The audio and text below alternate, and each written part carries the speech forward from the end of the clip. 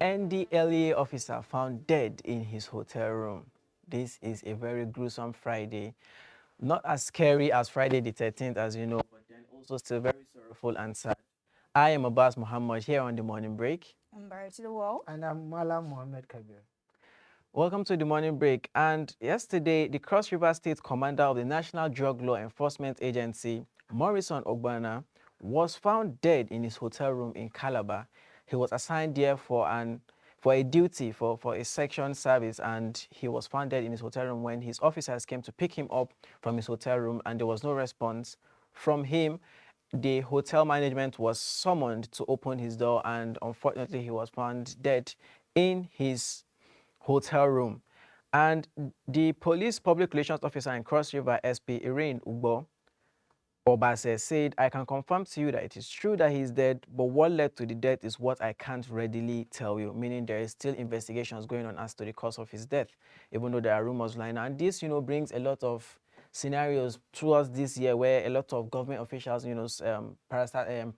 paramilitary officials being found dead. It's like it's turning into a series, a trend of these officials being found dead in their hotel rooms. Earlier this year, retired Comptroller General of the Nigerian Immigration Service, David Paradang, was also found dead in his hotel room in Abuja in March.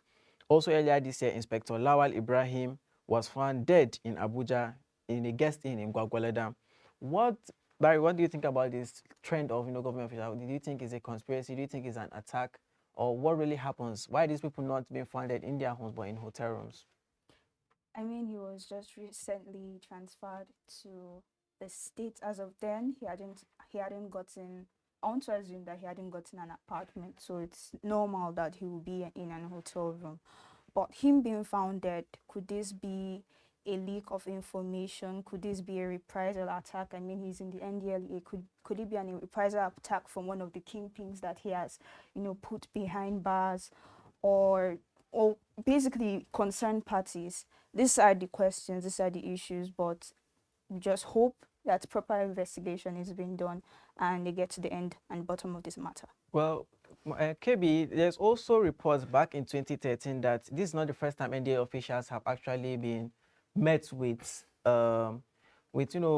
defense from some of the locals in Cross River, because in 2013, NDLEA operatives were attacked by a mob while attempting to apprehend suspects, because they actually have a committee of, not really a committee, but they have a forum of people who support the whole Indian hemp business and whatnot.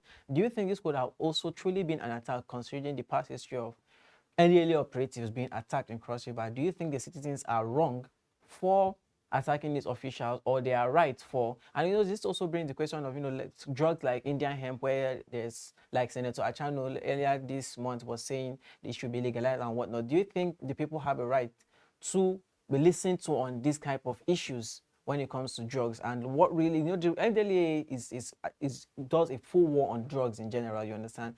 But then when their operatives are being killed in this manner, when they're sent to certain locations and they are being killed in this manner, do you think there should be a full-out war in communities like this, majorly against drugs? You see, I think it's generally unacceptable. The illegal drug trafficking is generally unacceptable in Nigeria. And we've seen this type of instance happen, I think, few months in Kaduna, whereby an officer was killed after a raid. He was taken to a hospital, and the thugs met him at the hospital and even took his life there. So you see, and I would like to look at it from the angle of welfare. Why was there no provision for him where to stay, accommodation, after he has been transferred, to the extent that he had to stay in a hotel? There should have been a provision of accommodation for him, since he was transferred there and he was a senior officer. He was, I think, commander, but he went there to command the place. So why was there no provision of accommodation for him that he had to stay in a hotel? And you see, we know, like they said, it's a case of suicide, so they say. But it's a very hard thing for somebody to take his own life, for someone like that to take his own life. So if there should be a proper investigation, if there was an attack by these certain drug kingpins, then I think there should be a full operation on drugs everywhere. There should be more. But even the security agencies, we're going to look at it. most of them are, how would I put it? They are putting their hands in this dirty because the way we talk about bribe. So they mostly, that's why the thing really have a widespread in the country, because the work is not done well, like how it's supposed to do.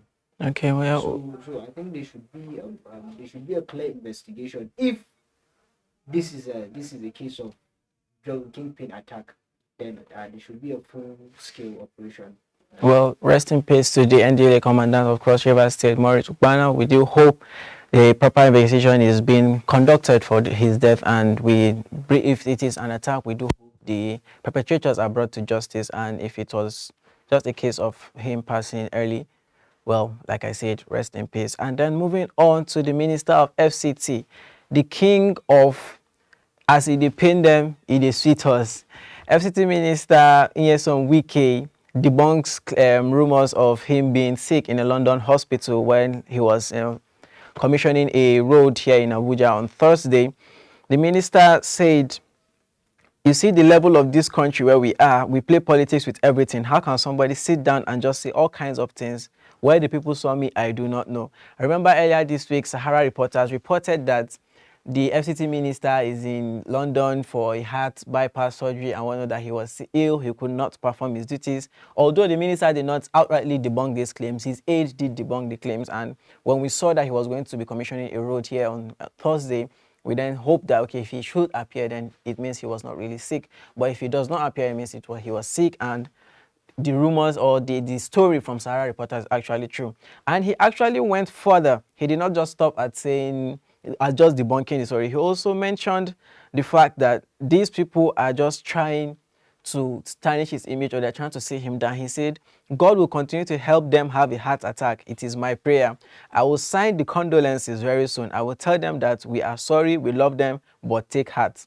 This comes with a lot of rumors that comes from the media when it comes to politicians spreading any kind of information just because you have, a kind of enmity between a certain politician you spread. And this is not really the function of the media. Do you think the media should be sensitized more on spreading information like this, Kevin? I think you see, like I said, social media, or generally the media, has its positive side and its negative side. I think this is unacceptable for you to be pushing a false narrative, someone majorly not only political, health issue. When we say heart issue, it's a very serious issue. So this is one of the negative sides of media and social media, for someone to just wake up and just push a narrative. Okay, this one is not, and it's really not a good thing. And for Wike, that we know, Wike, he said, he's, if you do me, I will do you. If you scratch my back, I'll scratch your back. So he will not keep quiet. But honestly, this is something that needs to be looked through, because you cannot just wake up. I think there should be a law that really sensitized this kind of issue, or there should be like a regulatory something that you would not just wake up, and there should be a punishment for this. True. Honestly, because you won't just wake up, even though it's kind of political, since we know the owner of Sahara reporters, Omoyele Sowore. so, and you see but there should be a punishment for this kind of fault. You won't just wake up and say, okay, this one, this, and you know how bad, how lies travel fast, because you see, it's already everywhere. It's just even like criticizing truly, it's just like the reference of Donald Trump too, when he's always complaining about the CNN and whatnot, saying that these media organizations are actually leftists because they do not support Republican ideology, so they're always spreading false information about him. Barry, could you really add to that, of the media being that kind of negative tool? I mean, the media is also an agent of propaganda. It's about who pays the piper, dictating its tunes and everything. So I feel it's something that needs to be looked into. Misinformation or malicious information being put out there is wrong, and it's wrong on all counts. But can we really say that this information is false in its entirety? There's no smoke without fire. What was he in the UK? What was he there for? And then this habit, and then he said he went there to rest. But really, what's with the habit of Nigerian government officials always traveling abroad for rest. I mean, we talked about TINUBU taking a 10-day vacation in France and the UK, and now Wike taking that whole route. We talked about passports not being accessible to the common man, and then government officials are traveling at the slightest whim. Really, what does that say? I talked about Nigeria having resorts. If you want to rest, there are places to have your rest in Nigeria. Do you need to travel? We're talking about excessive spending when we do not have enough money. We're talking about Nigeria borrowing to trillions. I mean, we have over 400 trillion in debt right now. So shouldn't we be focusing on repaying those debts than public officers wasting money? Because that's how I see it. If you weren't sick, I mean, what's the point of making such trips? I mean, this is taxpayers' money that you're using on these trips. True. And I feel it's uncalled for. True. Well, for the enemies, or should I say for those who are opposition to I believe this should be a warning to them not to really mess with him. If you have not confirmed the story, do not publish the story, as this is someone who is always ready to go all out war with anybody without fear of whoever they are. And then moving on, still on Wike and the whole Rivers State drama, Rivers PDP begs Fubara to remain in the party as he returns to power. This is coming after his 6-month suspension by the President of the Federal Republic of Nigeria, Bola Ahmed Tinubu, suspending him and stating a state of emergency in Rivers State. But the suspension has elapsed and he is now back in power, although his supporters were at the state government house waiting for him to come to welcome him in. Unfortunately, he did not come. Wike did mention that he did call Fubara and he said he was in Rivers. Unfortunately, he couldn't make it to the state house at that period of time, but he's back now. He has been reinstated, and now stakeholders of the PDP are mentioning that he should not leave the party. He should let bygones be bygones. The deed has been done, even though there's a lot of speculation that this was a injustice. This was not democracy being played out, saying that the president suspending a democratically elected governor and putting a military caretaker committee in the state was really, really not right.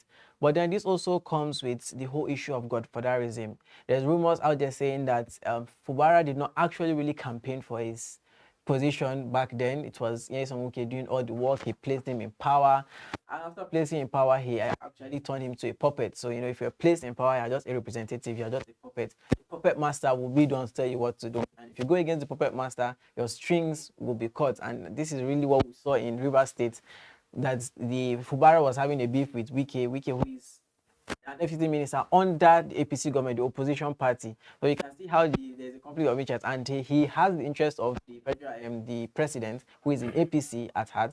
And since Fubara was not doing what the president wanted, he was cut off, he was suspended, and we can see, which we all know is wrong. We all know that the case has been taken to court, although the Supreme Court is there to respond. But then, KB, what do you really think about this issue of godfatherism going to this particular extent, going to this limit? Because we've seen situations of similar thing, like in Kaduna State, where Ubasani was placed there by El-Rufai, although there's also like a bit of conflict between them also.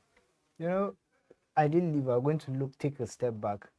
Godfatherism is part of politics. Naturally, whatever you're doing, you need a mentor to guide you and show you how it's done. But at some point, I think the mentor needs to step back and let you do and let him see what you've learned. You see, like what you said, the case of Kaduna. Yes, Malam brought Ubasani to power. But why are we not seeing Malam fighting? Why are we not seeing Malam fighting Ubasani? Even though it's quite similar, it's similar with the thing that's happening in Rivers. It's quite similar with what is happening in Kaduna. But there was no state of emergency in Kaduna. So the state of emergency was unconstitutional. It was uncalled for. So you see, from my own point of view, I would look at it as a political motive. Like, it has a political motivation. There's a political motive to the whole state of emergency thing in Rivers. And why would PDP beg Fubara to stay when he was in crisis? Where were they? You don't just come out of the blue after he's out of his crisis, then you come and want him to stay. Where were you when he was suffering, when he was fighting this thing? You had no backup when he was fighting, so he had to stand down. And the issue of godfatherism, Everybody had. Amaechi was wike. Amaechi was the godfather of wike. But why did Amaechi not put himself in this kind of situation? Fubara is a governor. He's a sitting governor. Then you let him. How would this crisis? You know, I feel like from the way I want to look at it, it's a whole financial motivation. It's financially motivated. This whole issue is financial because we know Rivers State is a very, very rich state. So I feel like Wike is trying to control the finances. That's why he is playing all this. It's the same situation between Rivers and Kaduna. But we've seen there was no state of emergency in Kaduna. Malam did not go to fight something like this. And it's the same thing now. Malam is not, I will not say, but Malam is not in good terms with Ubasan. But why didn't the crisis? We saw when talks were attacking ADC meetings. So why was state of emergency? Then all of a sudden it's Rivers.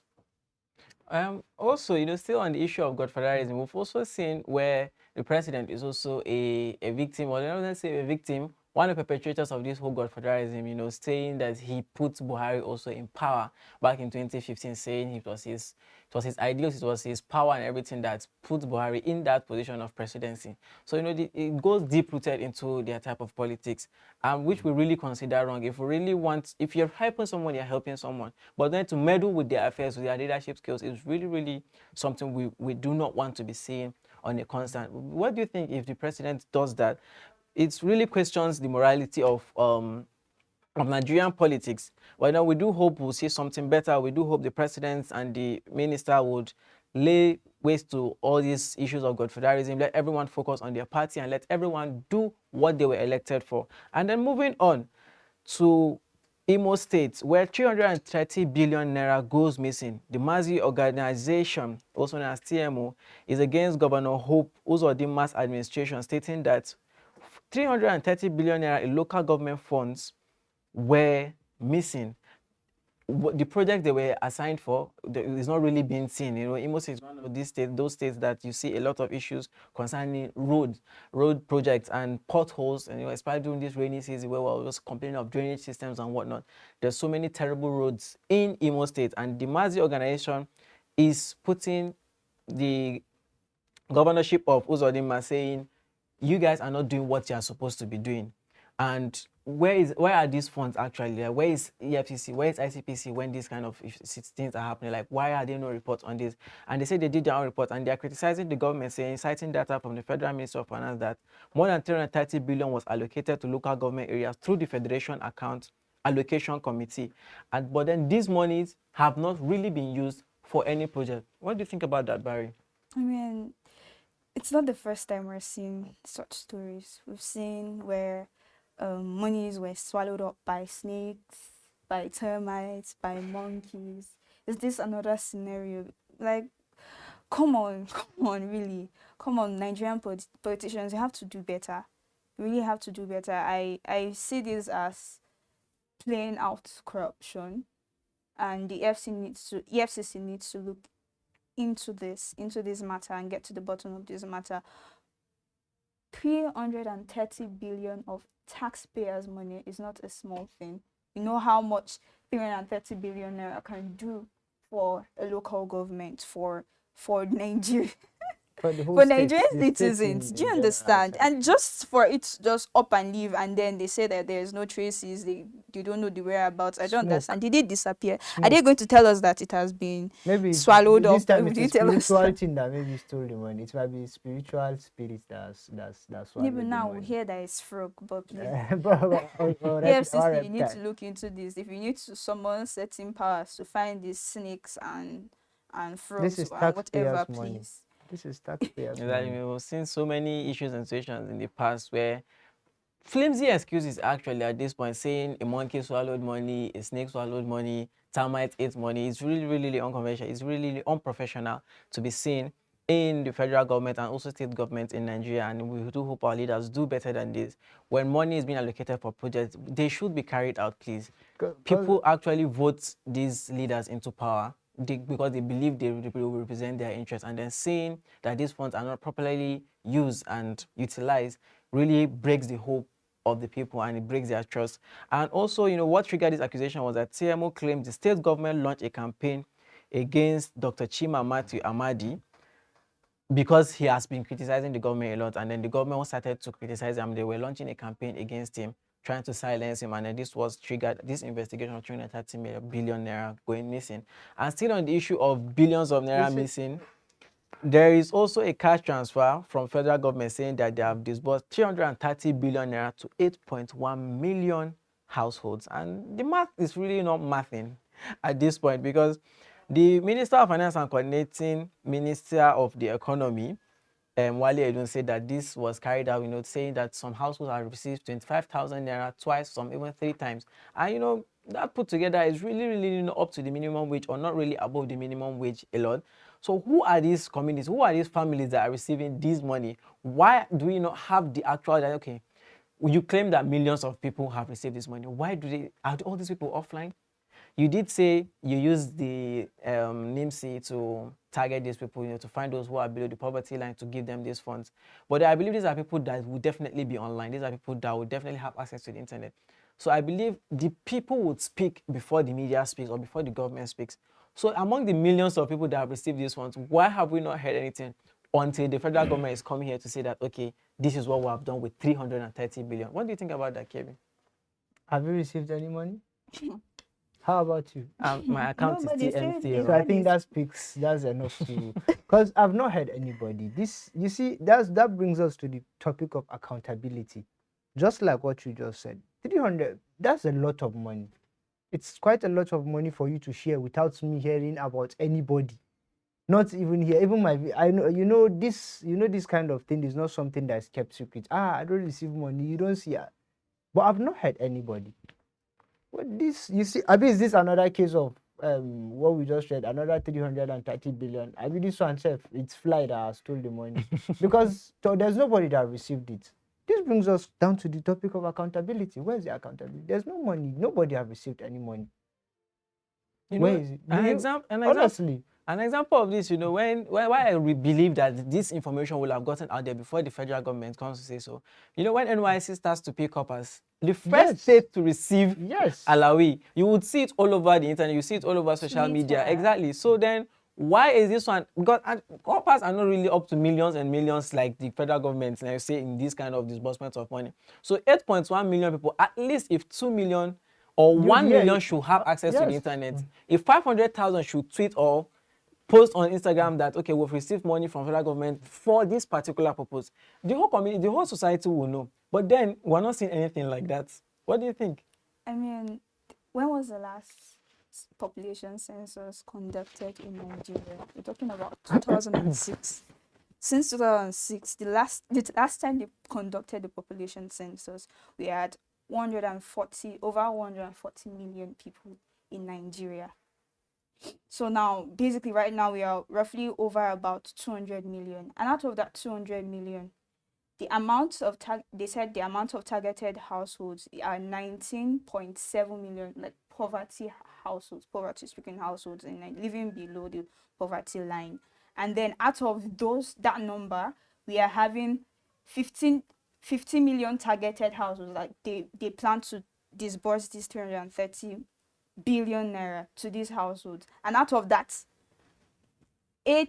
about 8 million. About 8 million people have received this. Now let's just assume that 8.9 million people have received this. We've talked about trader money. We've talked about this. How many people actually feel the impact of these financial cushions, like economical cushions here and there?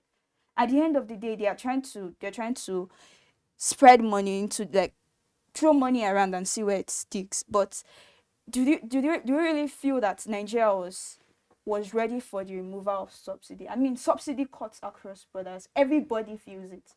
If there's a subsidy on fuel, everybody gets to feel the impact of this. Everything. Everybody gets to feel the impact of this. But now we're hearing money is being transferred here and there. We don't get to see it.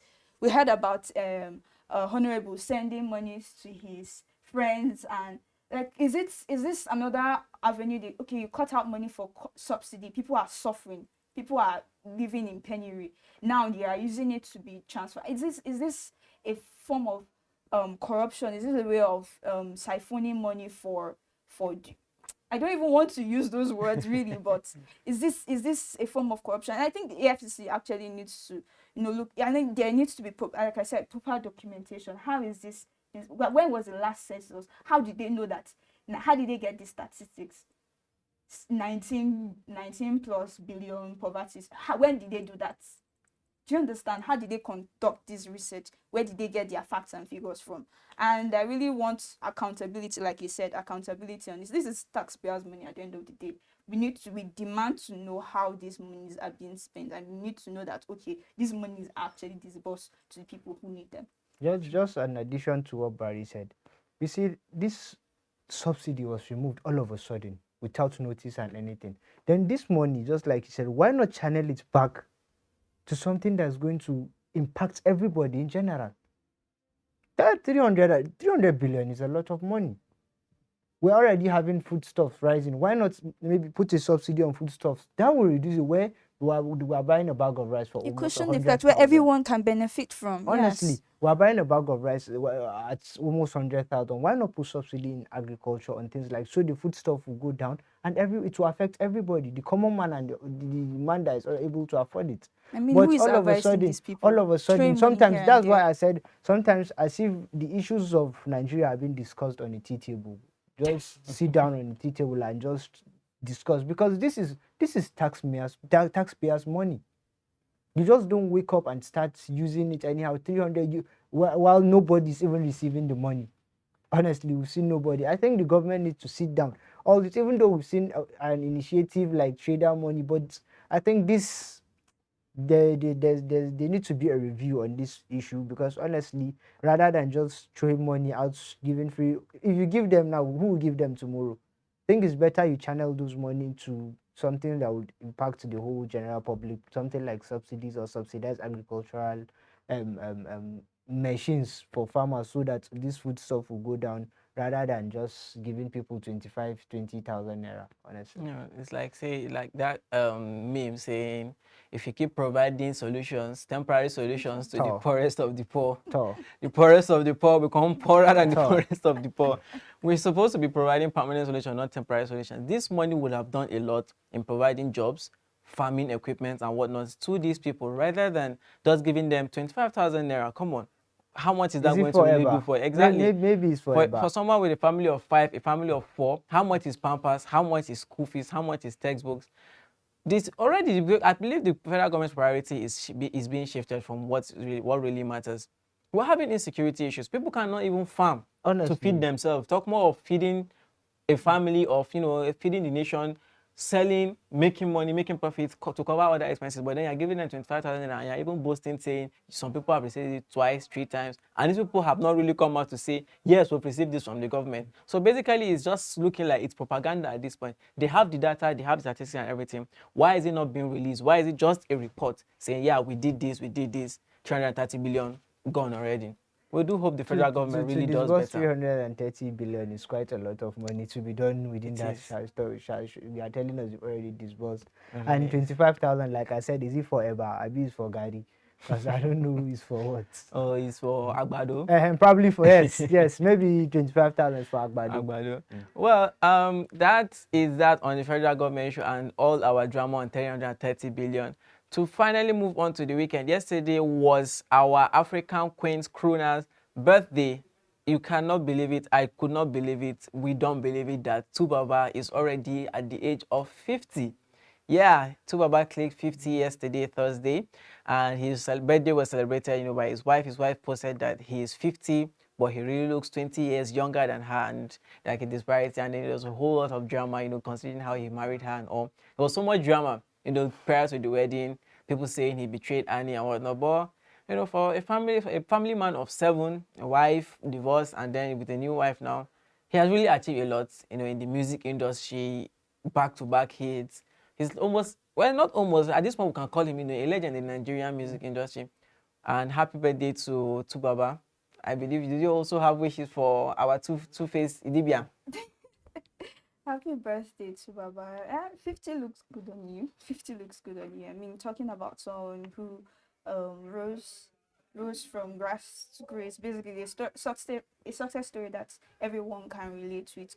starting from the Plantation Boys in the 2000s when they broke Yeah. up in 2004 to him, New Them Blackface, Yeah. Phase, the likes of that. Then till he now released his global music, African Okay, Queen, where we see his ex-wife Annie Macaulay. So it's been a whirlwind of a journey, but through it all, he has remained consistent. I mean, the amount of consistency you see his music in How to Kill a Monkey, and it was phenomenal. He keeps on reminding us that he is who he is. He is a star, a world acclaimed star, several awards and recognitions globally, and it's a life to be remembered. It's a life to be celebrated. True. So happy 50th birthday to Cheers. Baba. Well, happy birthday from us here at the morning break. I remain Abbas Muhammad. And I'm Barry to the And I'm world. Mohammed Kabir.